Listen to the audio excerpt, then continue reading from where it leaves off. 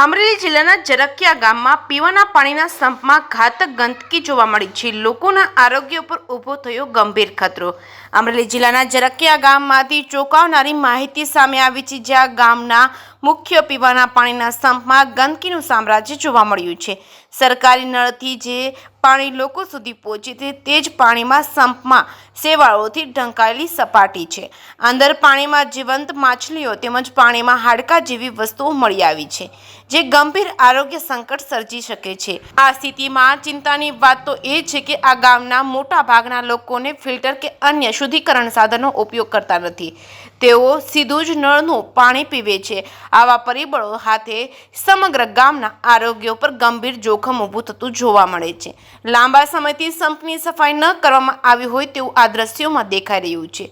ખુલ્લો સંપ હોવાના કારણે તેમાં જીવજંતુઓ, પક્ષીઓ, માછલીઓ જેવા અનેક અનિચ્છનીય તત્વોનો પ્રવેશ શક્ય બન્યો છે, જે ખતરનાક બીમારીઓને આમંત્રણ આપે છે.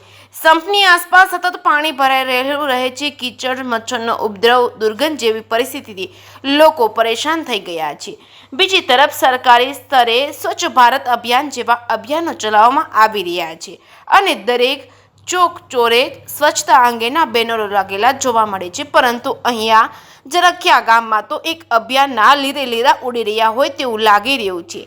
સ્થાનિકોએ માંગ ઉઠાવી છે કે તાત્કાલિક તંત્ર દ્વારા પગલાં લેવામાં આવે અને સંપની તાત્કાલિક સફાઈ થાય, ઢાંકણ મુકાય, પાણીની લેબોરેટરી ટેસ્ટિંગ થાય અને આખું પાણી પુરવઠું વ્યવસ્થિત રીતે પુનઃસ્થાપિત, જેથી ગામના લોકોના જીવ સાથે રમત ન રમે. જો વહીવટી તંત્ર અને સ્થાનિક પ્રતિનિધિઓ સચેત ન બને તો ગામમાં રોગચાળો ફાટી નીકળવાનો પૂરો ભય સતાવી રહ્યો છે. જરખિયા ગામ આજે યોગ્ય પગલાંની રાહ જોઈ રહ્યું છે.